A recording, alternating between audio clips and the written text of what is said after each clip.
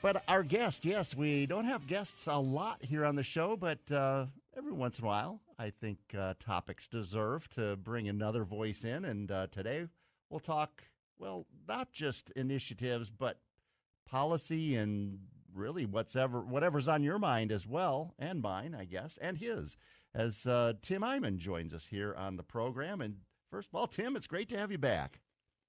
Hey, I appreciate it. Yeah, it's been a couple years. Yeah, it has been. And we've always had good conversations, and you sent me an email and said, hey, there's a lot going on. Would you like to have me on your show? And I thought, why not? Let's have Tim Eyman on. And it sure looks like shamelessness does pay off. That's hey, right. Have me on your show and let me talk. well, now what are you? You know, we haven't heard about Tim Eyman sponsored initiatives for a while. We know you've had some issues in courtrooms and what have you. But have you taken on more of a role of a political gadfly these days, or what are you up to? Well, I'd say glad fly because I'm very glad. So I'm doing everything I can to continue to be politically active, but the number of signatures to qualify an initiative for the ballot has gone stratospheric, and they took away my house, so I can't do second mortgages on it more and loan money to the campaigns I'm involved with. So it looks like Brian Haywood is kind of taking over the role of the initiative guy in the state of Washington, and I do what I can to help those efforts. And lately, I've just been in a tremendous amount of time down in Olympia lobbying against bad bills because I had an epiphany some years ago. It's cheaper to stop a bad bill than it is an initiative to overturn a bad law. Okay. So any bill that I stop from or facilitate and help our supporters kill is one less initiative we have to do about it. Okay, yeah, and I follow what's going on in Olympia, watch TVW, and see you down there making public comment on a lot of these different bills. And have you worked with Brian Haywood at all, like directly? Or? Sure, yeah. I mean, it's one of those kind of things where somebody sponsors an initiative, and for example, during the signature drive, the mayor of my hometown of Yakima decided to call cops on a bunch of petitioners. You kind of can't do that. But nonetheless, she was very upset with the police department for not arresting people for collecting signatures. And so I went to my hometown of Yakima and collected signatures at that place and was bellowing out to people, these are the initiatives the mayor doesn't want you to sign. And, in my hometown of Yakima, that was a pretty popular message and did something to help. But, it's definitely on the margins. The big guy is definitely Brian Haywood now. Okay. Well, just one of the initiatives that Brian Haywood sponsored that were on the ballot this past November passed at that point. And then, of course, this week we had, or at the end of last week, actually, we got the news that that a judge in King County had found it to be unconstitutional. That's the natural gas-related initiative that would, I guess, well, that's the thing. The judge said it's just too broadly written. Like, what is the real subject here? And that was the issue the judge had with it. But you were in the courtroom for that proceeding, huh? I was, and it shouldn't surprise a lot of people, but this was a Jay Inslee appointed judge in King County making this ruling, and just sitting in the row behind me was Jay Inslee.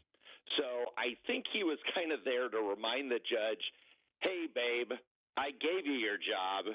Don't forget about me right now. And so it wasn't a monstrous shock seeing the ruling come down. But ultimately, regardless of how the ruling goes, it will now go to the state Supreme Court, and they will make the ultimate decision.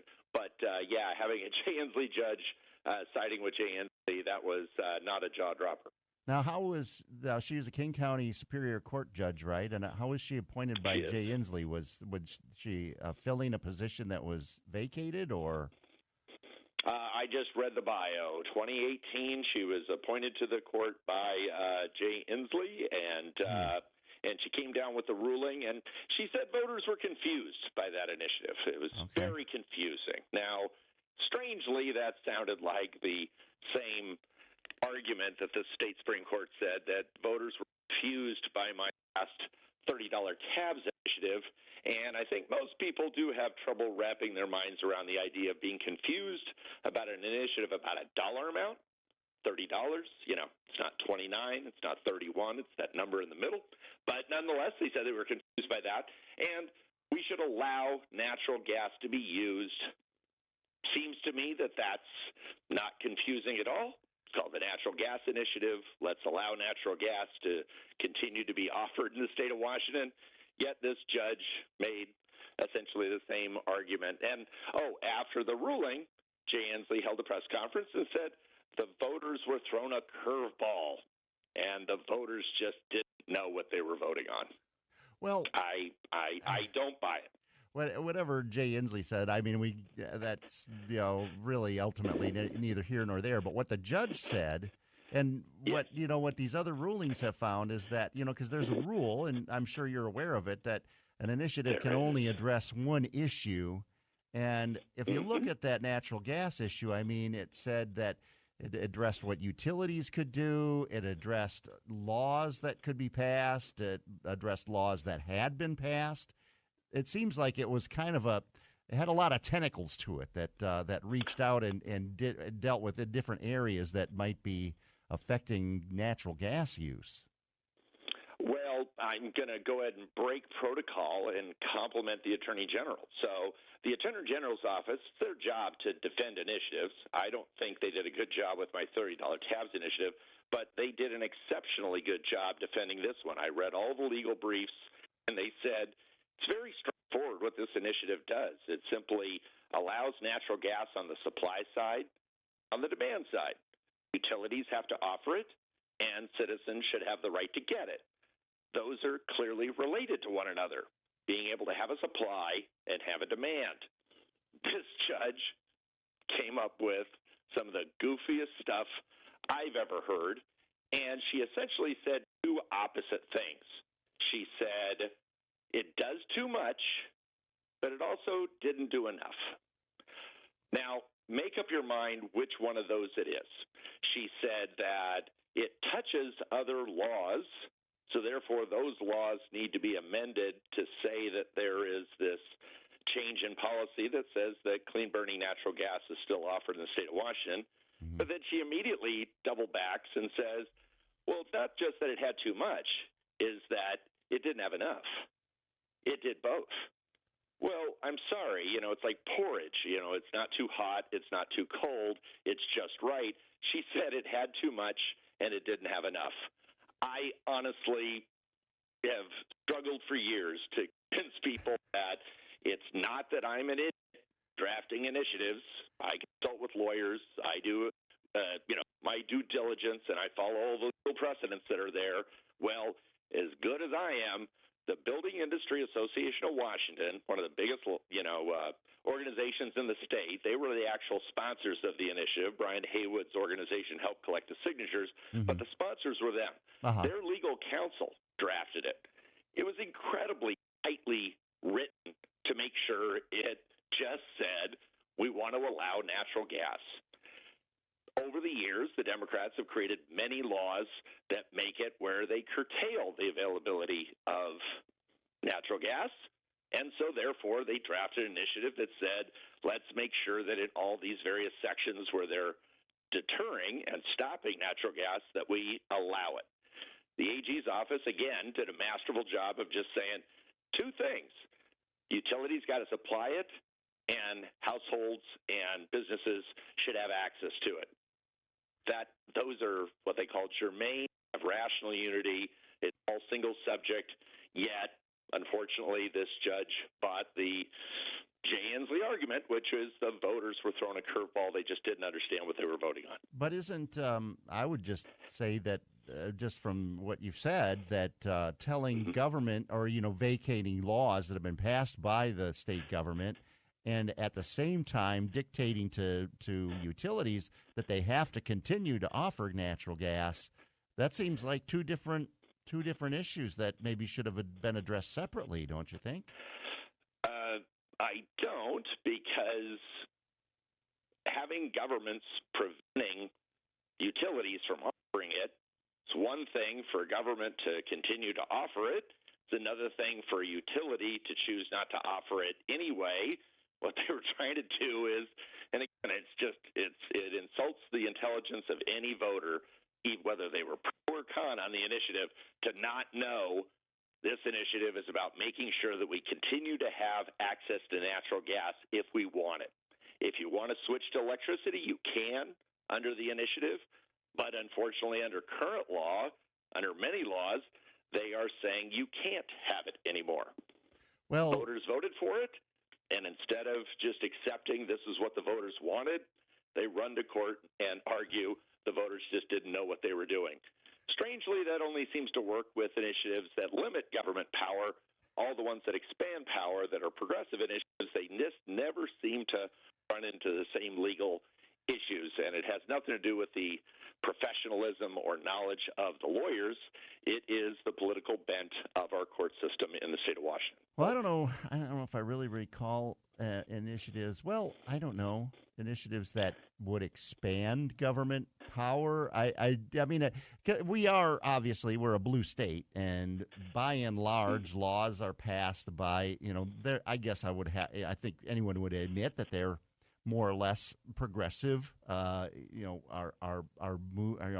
politics here in this state. So it seems most initiatives that come before the voters are of a more conservative bent. So I don't know that. As it turns out, just a little statistic that came up, there was a bill down in Olympia to really monkey with the initiative process.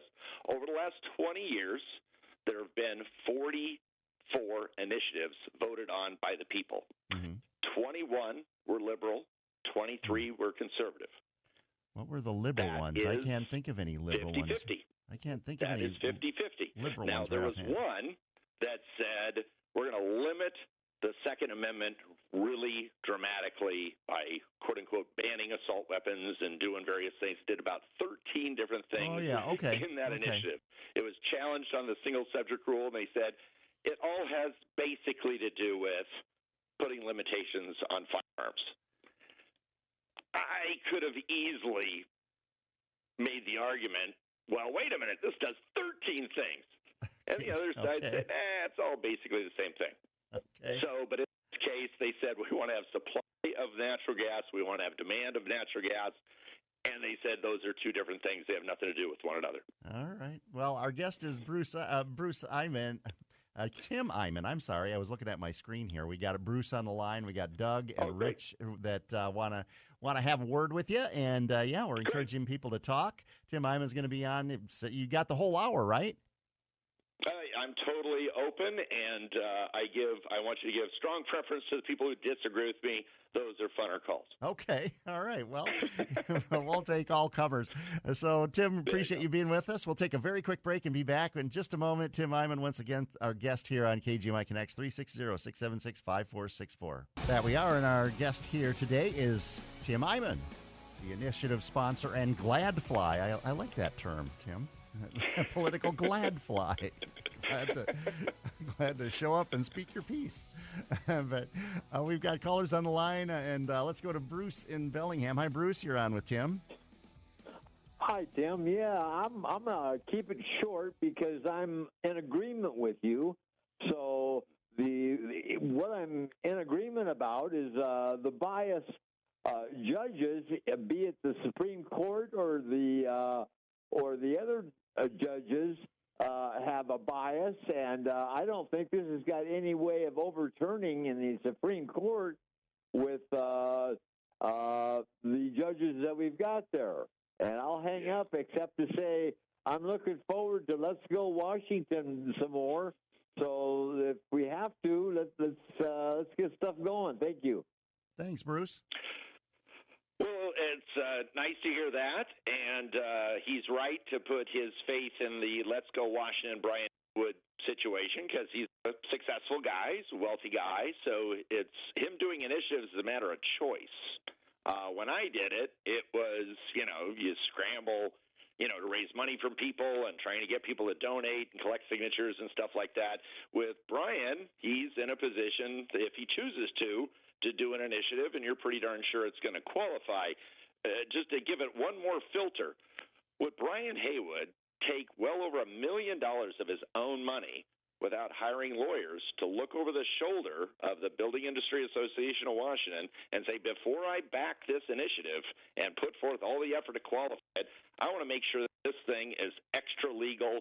And because of all the crap that's happened with Eyman on the single subject rule, I'm sure as heck not going to pour my money into something that looks like it might have two subjects.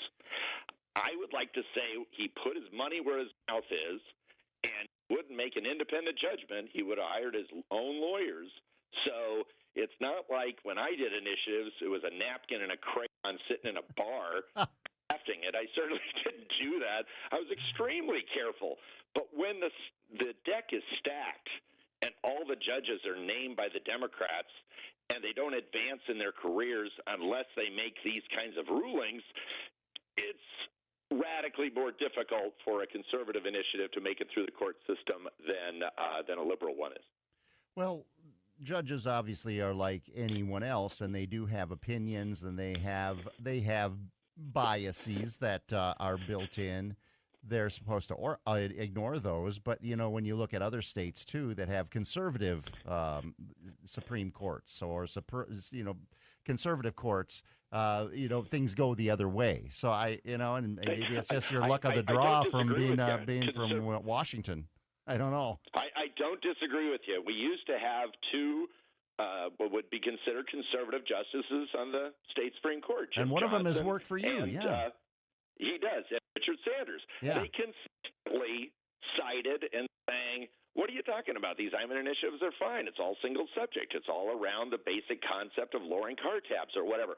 But they were always outvoted by the liberals on the state Supreme Court, named by Democrat governors, all of them consistently finding that when it's a conservative initiative, one set of rules, liberal initiatives, different set of rules. Well, once again, the voters elect the Supreme Court justices, so we have to they're not appointed by the Democratic we governors. haven't had a real challenge to any state Supreme Court justice in quite many years. There was a real vigorous one in 2005, and he lost 55-45, and ever since then, not a whole lot of people want to challenge him because, and you're right, we're a liberal state where Seattle and King County, the predominant number of voters, most of them vote liberal, and so therefore they're going to vote for the liberal judges.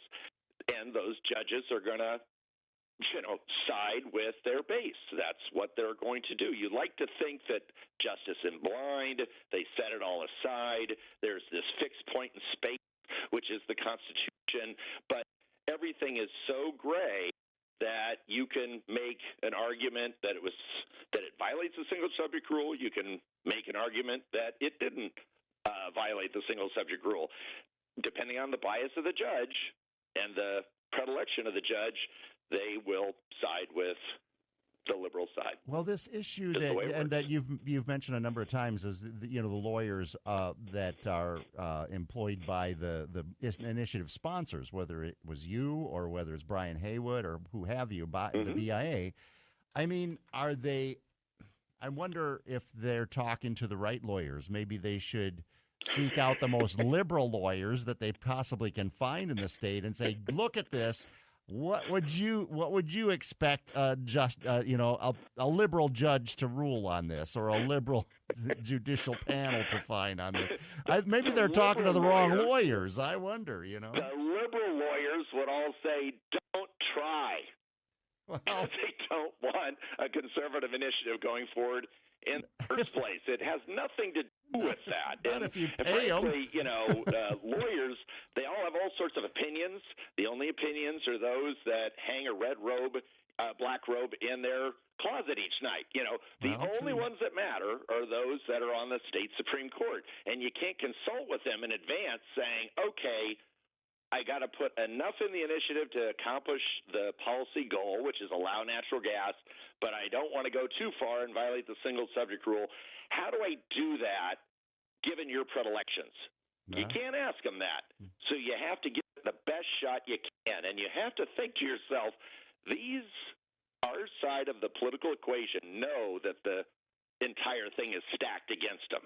So they're going to be extra cautious. They're going to be extra go out of their way to make sure that it is all confined to the simple thing, and they still end up losing. And it is not a coincidence to me that Jay Inslee's sitting in that courtroom staring at that judge as that judge is listening to oral argument, and then she says, I'm going to go on break and I'm going to percolate over what I just listened to, and she comes out 30 minutes later with a written-out ruling that all sided with everything that the opponents of the initiative had to say. So you think she was it's a starstruck really, by really rigged system.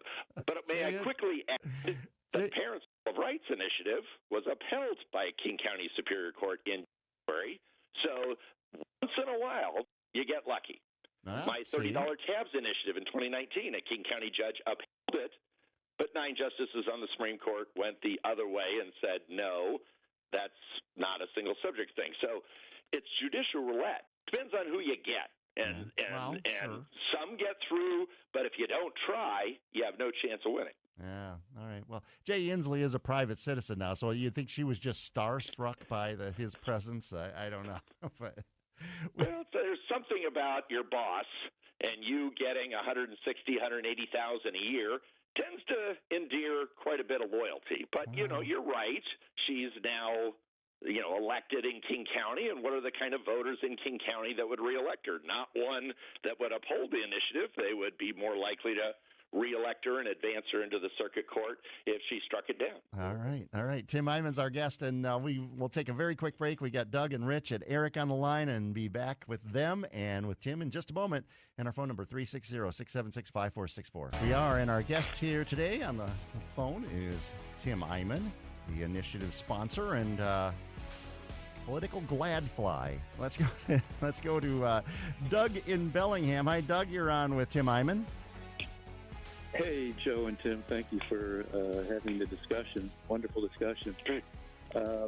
I believe that the Constitution of the United States and the Constitution of the individual states are designed as best possible to give both liberals and conservatives an equal voice in the public sphere. And yes, it doesn't always work like that, but I believe they are designed to give liberals and conservatives an equal voice, because if we don't have liberals and conservatives with an equal voice, we can't possibly find truth. If liberals predominate, then there are going to be mistakes. If conservatives predominate, there are going to be mistakes. So as best possible, I believe they're designed to give liberals and conservatives an equal voice in the public sphere.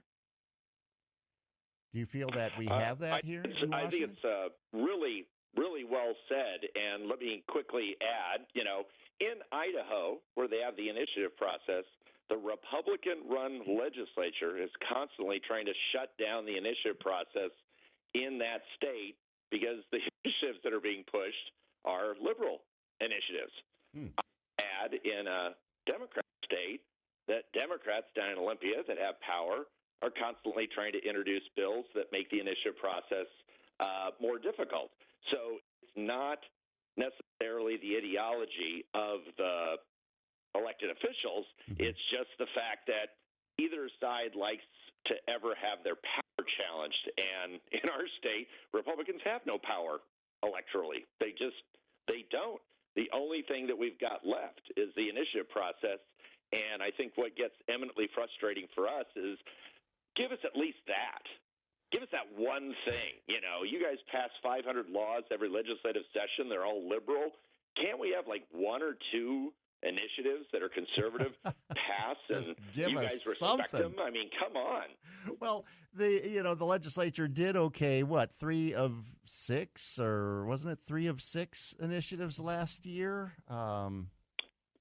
They did, and then they turned around with the Parents' Rights Initiative. They passed it for the sole purpose of being able to gut it this year. So they knew it was going to pass in November. They pass it, and now in this legislative session, they've got 2 bills, Senate Bill 5181, House Bill 1296, and both of them gut the exact same law that they just got through adopting. Well, I don't know. If you read those bills, they don't exactly gut the initiative. There's a lot more black in them than white. They black out the laws that the initiatives had a whole lot more than they add language. It's all about stripping away all these various rights that are in there. But the good news is Brian Haywood has already filed some initiatives to seek to give the voters another chance to reinstate what they just got through wanting when they passed the Parents' Rights Initiative. So he is being proactive on it. So he hasn't given up. But I just hope that people will not become to that point where they say, why even try? But you have to admit, that though, attitude, you can't possibly win, because that's what the other side wants, is for you to stop trying. Well, but I think we have to be honest that this the Parents' Rights Initiative, the so-called Parents' Rights Initiative, was not passed by the voters. It was there were enough signatures to put it before the legislature. The legislature is what then passed it and then put it into law. It wasn't the voters. So the voters haven't really had their ultimate say on it. Why did they do it? Why did they pass it? They knew it was going to pass in November. So they wanted to take it off the table. I mean, there were many news stories written about it, is that let's only allow the tax limiting initiatives on the ballot so we get a clear shot at them. If we have police pursuit and Parents' Bill of Rights and a ban on any kind of tax based on personal income, those are going to pass overwhelmingly, and these other ones might get caught up in the slipstream, and all of them get approved. So they strategically chose to pass those. But look what they're doing. 1 year later, they're gutting one of the initiatives that they themselves just got through passing last year. Well, it's very frustrating for voters to see that.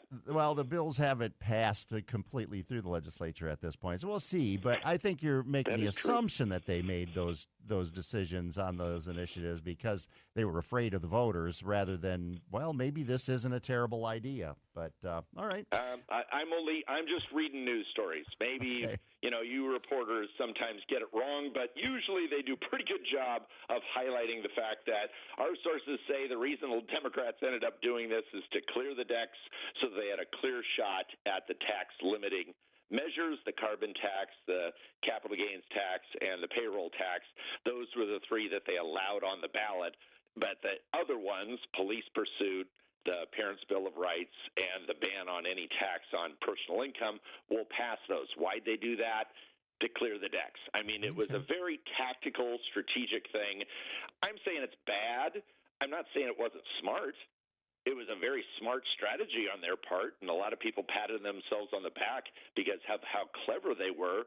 But it does kind of undermine people's faith in the initiative power when suddenly you see the legislature doing these underhanded things. Again, in our state, they do sneaky underhanded stuff in Idaho.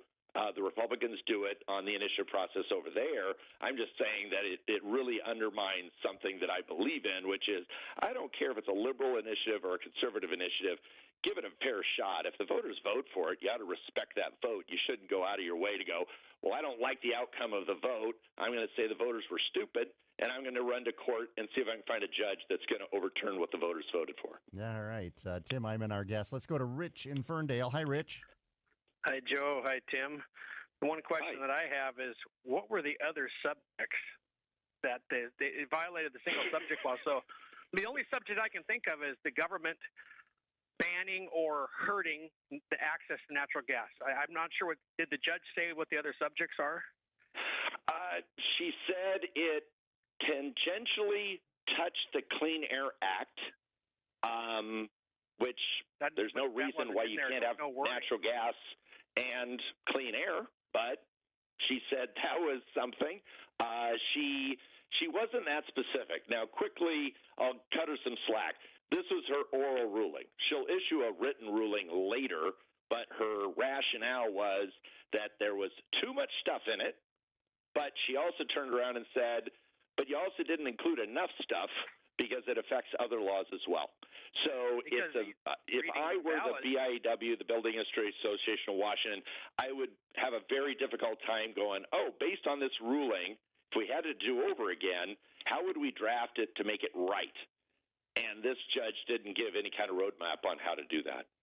Well, if the written ruling's coming later, then she'll have plenty of time to cook it up and consult with her partisan buddies and how do I word this to make it sound good and that we're saving the people and all this other stuff. And the one thing I wish the judges and the politicians would admit is that our courts are, you're supposed to be partial and unbiased. It says nonpartisan when you look on the ballot, but it isn't nonpartisan. They should just say, hey, this is either you're politically appointed, and if so, you are partisan. They should just admit that they're partisan and put the D or the R there, and that would be a lot more clear to people, and they'd probably understand rulings and understand the thought processes a lot better because you would know their opinions basically before they say it if they got the R or the D. It'd just make it a lot simpler.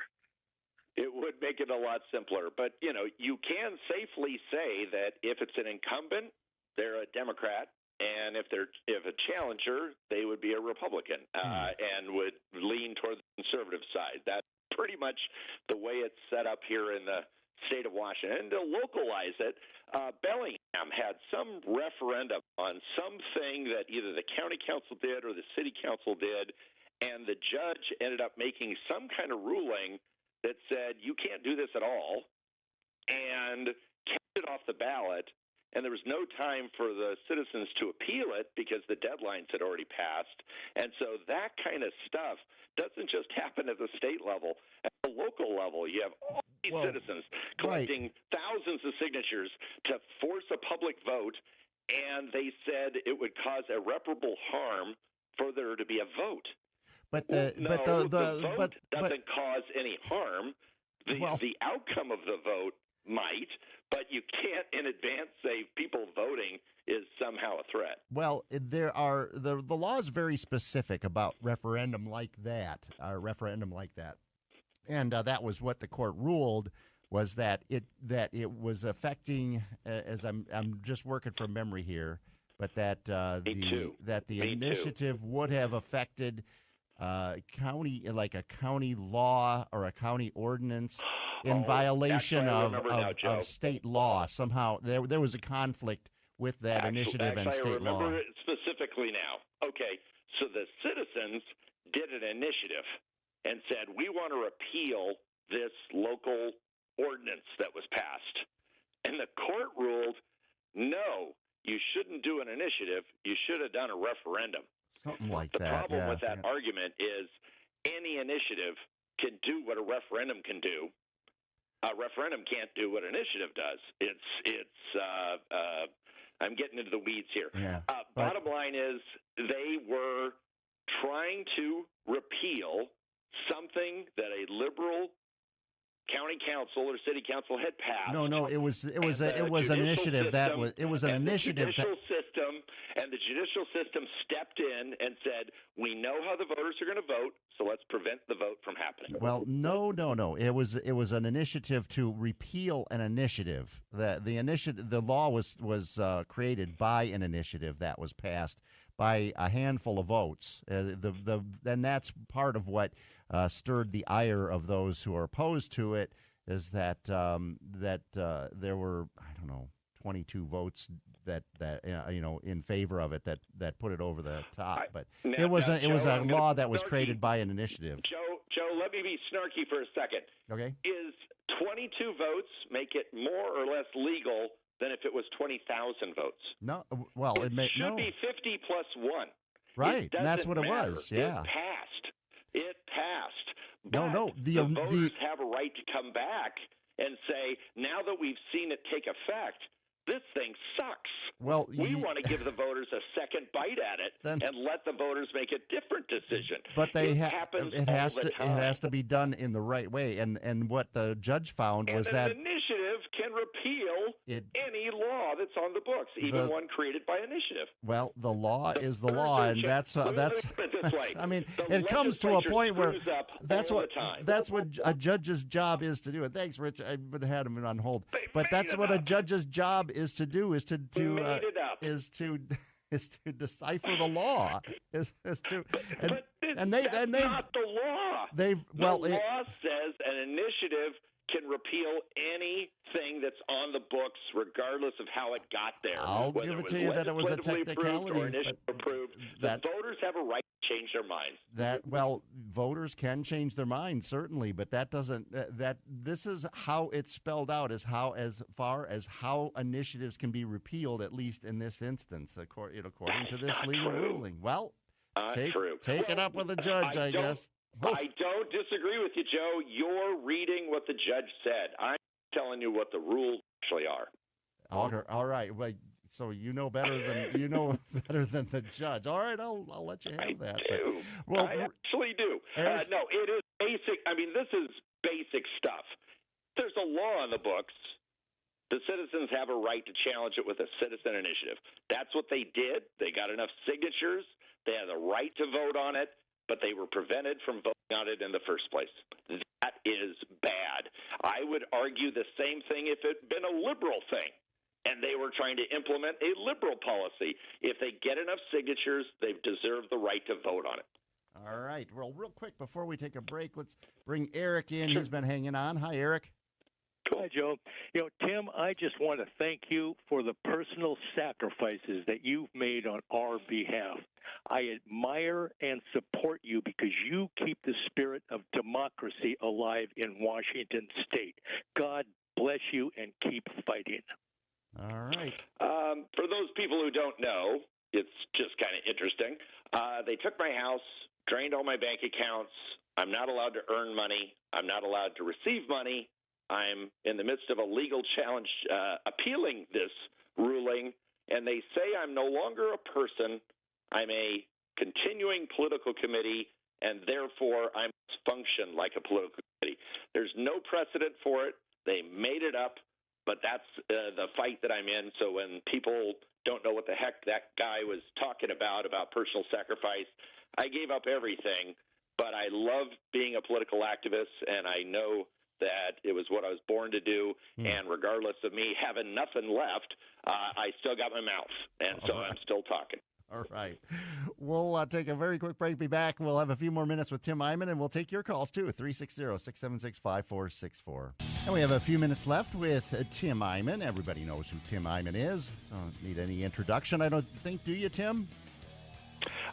Usually it runs hot or cold. Either I'm the Antichrist or I'm a pretty good guy. I'm usually nowhere in between. Yeah. Are you going to run for governor again? You think anything like that, or any political? No. I gave it a shot in 2020, and my life, I believe, is meant to be a political activist, and done it for 28 years, and I love doing it, and I frankly think it needs to be done, and apparently I'm quite a masochist because I keep doing it despite the fact they kick the crap out of me all the time. All right. Well, let's go to Tim in Everson. Hi, Tim. You're on with Tim. Go ahead. Yeah, well, I'm kind of one of, I guess, the few in-between guys. He's not the devil and he's not the angel. Okay. But I wanted to clarify.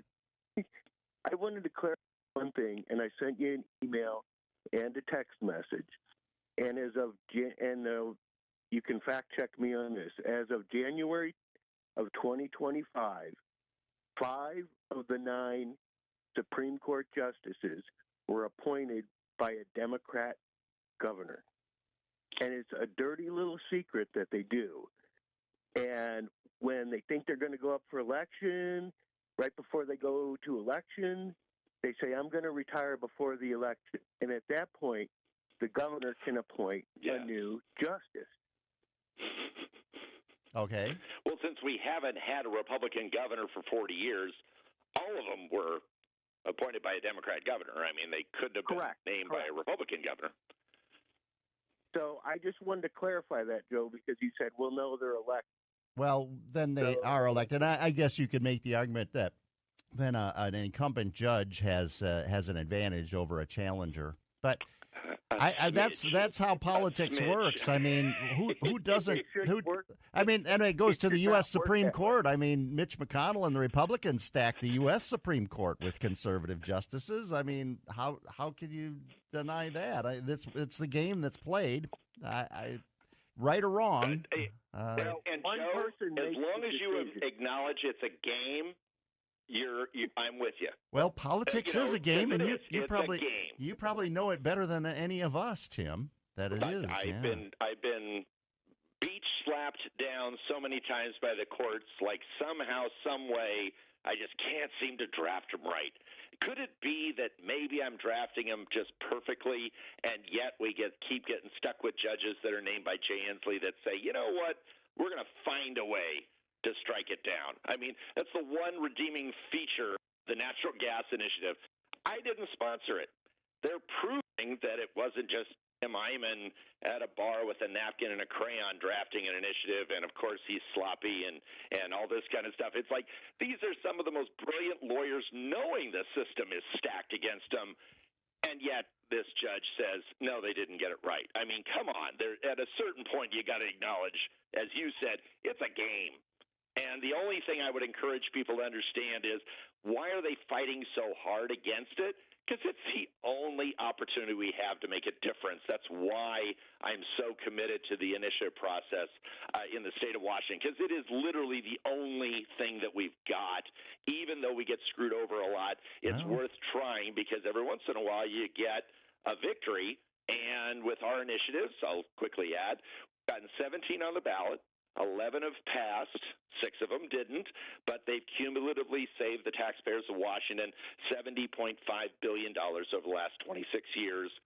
I don't think we could have done that watching TV and potato chips. It was because of initiative activism that allowed that. Well, there was in time, a few years ago when the Republicans did control the state Senate, but I guess they didn't make the voters happy enough to keep them in that seat of power, but all they could do is make the bad less bad, because it ultimately was Inslee that was the governor, and Inslee was kind of a jerk. And let me quickly add, it seems that Ferguson is not going to be Inslee in the jerk category. He seems to be respectful of the Republicans. He seems to have a much calmer demeanor. He's not insulting Republicans anymore.